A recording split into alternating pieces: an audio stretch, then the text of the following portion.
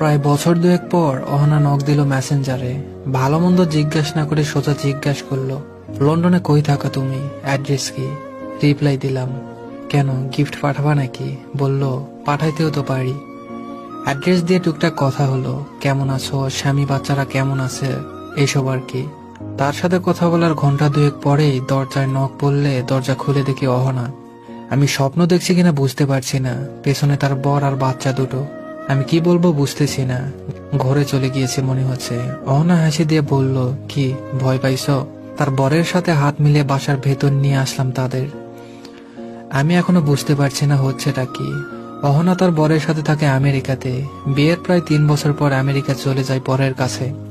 বছর সাতেক আগে আমাদের প্রেমের ইতি ঘটে। তখন আমরা দুজনেই দেশে ছিলাম। আমার প্রাক্তন আর তারপর বাচ্চা নিয়ে আমার ঘরে না গিয়ে কি উপায় আছে? অহনার বর বেচারাটা একটু বিব্রত মনে হচ্ছে। উনি আমার কথা জানেন, মানে অহনার একটা প্রেম ছিল জানতেন, কিন্তু আমাকে এই প্রথম দেখলেন মনে হয়। অহনার ড্রয়িং রুমে এসে বসতে বসতে বলল, আমেরিকা থেকে বেড়াতে এসেছিলাম লন্ডনে, ভাবলাম তোমার সাথে দেখা করে যাই। আজকের রাত তোমার এখানে খাবো, দেখি কেমন রান্না শিখেছো তুমি। আর বলল, একাই থাকো? বললাম না, ফ্রেন্ড আর তার ওয়াইফ থাকে আমার সাথে, ওরা দেশে গিয়েছে ছুটিতে, এখন একাই থাকা হয়। তুমি আমাকে না বলে আসলে, যদি কাজে থাকতাম এসে দাঁড়িয়ে থাকতে হতো। অহনা বলল, আরে সারপ্রাইজটা নষ্ট হয়ে যেত না তাহলে? রাতের খাবার আমার রান্না করার কথা থাকলেও অহনা নিজেই রান্নাঘর দখল করে নিল। আমাকে বলল, তুমি আমার বরকে সময় দাও, একদিন না হয় আমার হাতের রান্না খেলে। অহনার ছেলে মেয়ে দুটোকে খেলনা দিয়ে বসিয়ে গার্ডেনে বসলাম আমি আর অহনার পর। ভদ্রলোক এখনো মনে হয় বিব্রত। আমি ওনাকে ইজি করতে বললাম, ভাই আপনি প্লিজ লজ্জা পাবেন না, বিব্রত বোধ করবেন না। পৃথিবীটা একটা অদ্ভুত জায়গা, মাঝে মাঝে আমাদের নানা অদ্ভুত সময়ের মধ্যে দিয়ে যেতে হয়। আমি ভয়ে আছি আপনার বউ না খাবারের সাথে বিষ মিশিয়ে আমাকে মেরে ফেলে। 7 বছর আগে তাকে একা ফেলে চলে আসার কারণে। ভদ্রলোক আমার কথা শুনে একটু ইজি হলেন, হেসে দিলেন। লোকটার হাসিটা খুব সুন্দর। বললেন, ভাই যদি বিষ দিত তাহলে আমাকেই দিত। তবে আমি তো জানি অহনা আপনাকে ছেড়েছে, আপনি না। মানে ওর বাবা আপনাদের সম্পর্কটা মানেই নাই। অহনাও বাবার বিপক্ষে যেতে পারে নাই। ভদ্রলোক চায় চমক দিতে দিতে বললেন, ভাই বিয়ের আগে অহনা আর আপনার সবকিছু অহনা আমাকে বলেছিল বাবার ইচ্ছেতেই বিয়েটা করছে সে। ভাই জানেন, এখনো প্রায় নিজেকে ভিলেন ভিলেন লাগে। আমি বললাম, সিসি ভাই একই কথা, রাখেন না আগের কথা। আপনাদের কি সুন্দর সংসার, দুটো সুন্দর সুন্দর বাচ্চা, এগুলো মনে করবেন না। ভাগ্য হয়তো আমাদের সাথে ছিল না। ভদ্রলোক বললেন, না না ভাই, আমি সুখী মানুষ। অহনার মতো বউ যার পাশে থাকে সে সুখী না হয়ে পারে। তবে জানেন, আমার নায়ক হওয়ার সুযোগ ছিল। অহনা যখন আমার সাথে দেখা করে বলেছিল ওর প্রেম আছে, প্রচন্ড ভালোবাসে সে ছেলেটাকে, আমি বুঝতেছিলাম সে চাচ্ছে বিয়েটা ভেঙে দেই আমি না পারি নাই ভাই, অহনার মায়ায় পড়ি। আমার মনে হয়েছিল এই মেয়ের সাথে সংসার করতে না পারলে মরে যাব। আমি নায়ক হলে আজকে হয়তো আপনাদের সংসারটা হতো। অহনা বিয়ের পর আমাকে বলেছিল আমি একজনকে ভালোবাসতাম, হয়তো এখনো বাসি, তবে সেটার মানে এই না আমি সংসার করব না। তোমার প্রতি ভালোবাসাটা আসবে না বা কোনোভাবে তোমাকে ঠকাবো, এটা আমি কখনোই করব না। একজন স্ত্রী হিসাবে আমার সব দায়িত্ব আমি পালন করব। করেওছে মেয়েটা, করে যাচ্ছে। আমি ভীষণ সুখী একজন মানুষ ভাই। আমি জীবনে কোনো একটা বড় পুণ্য করেছিলাম বলেই মনে হয় এই মেয়েটাকে পেয়েছি। এটুকু বলতে বলতে ভদ্রলোক কেঁদে দিলেন। এবার আমি বিব্রত হলাম।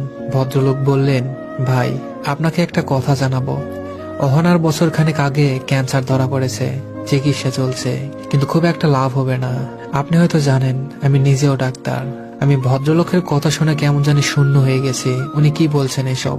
ভদ্রলোক আবার বলা শুরু করলেন, ও খুব দ্রুত অসুস্থ হচ্ছে, লন্ডনে ঘুরতে আসার পাগলামি করে। আমাকে বলল, আমি কিছুদিন পরেই তো মারা যাব, আমাকে একটু লন্ডন ব্রিজ দেখিয়ে আনো। আমি পাগলামি প্রশ্রয় দিলাম, কিন্তু এখানে আসার পর জানলাম এখানে আসা শুধু আপনার সাথে একটাবার দেখা করার জন্য।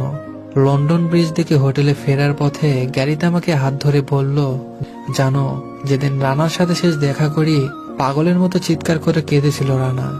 ধানমন্ডি লেকে একজন প্রেমিক তার প্রেমিকাকে জড়িয়ে ধরে চিৎকার করে কেঁদেছিল আর আকুতি মিনতি করে বলেছিল, আমাকে ছেড়ে যেও না প্লিজ, আমি তোমার বাবার পায়ে ধরে তোমাকে চাইবো, তোমার সুখের জন্য আমি সবকিছু করব, প্লিজ আমাকে ছেড়ে যেও না। নিষ্ঠুর আমি বলেছিলাম, আমার সুখের জন্য আমাকে ছেড়ে দাও তাহলে। আমাকে এই শেষ সময়টায় একটাবার রানার সাথে দেখা করতে দিবে? অহনার বর একটু থেমে বললেন, জানেন গত 7 বছর অহনা তার বাবার সাথে একটা শব্দও বলে নাই। একটা ওয়ার্ডও না। বলে আমার বাবা আমার সুখ চেয়েছেন, আমি সুখে আছি। জন্মদাতা বাবা আমাকে জন্মের অধিকার খাটিয়েছেন, মানুষ হিসাবে আমারও অধিকার আছে। তার সাথে কথা বলবো না বলবো না সেটার। এসব কাহিনীতে ভাই মাঝে মাঝে নিজেকে ভিলেন বলে মনে হয়।